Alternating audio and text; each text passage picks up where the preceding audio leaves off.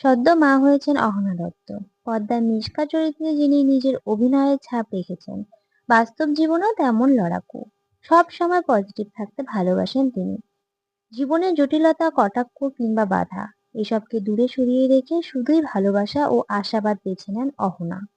মা হওয়ার পর সেই মনোভাব আরো গভীর হয়েছে। সম্প্রতি কলকাতায় সদগুরুর সঙ্গে সাক্ষাৎ করেন অহনা। পরনে সাদা পোশাক, মুখে একগাল হাসি।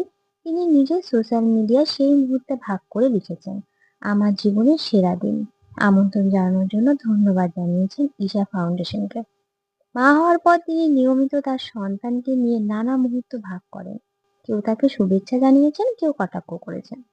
তবুও অহনা খারাপের দিকে নজর না দিয়ে শুধু ভালো অনুভূতিকে গ্রহণ করেছেন। তবে সম্প্রতি তার সন্তান নিয়ে বিরূপ মন্তব্য সহ্য করতে না পেরে সোশ্যাল মিডিয়ায় রাগ প্রকাশ করেছেন তিনি।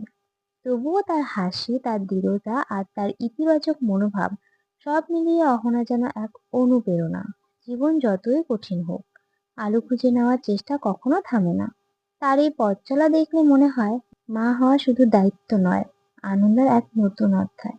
তো বন্ধুরা, এই নিয়ে তোমরা কি বলতে চাও কমেন্ট করে জানাও। ভিডিওটি ভালো লেগে থাকলে লাইক, কমেন্ট করে শেয়ার করে দিও। আর আমার চ্যানেলে নতুন হয়ে থাকলে চ্যানেলটি সাবস্ক্রাইব করে দিও।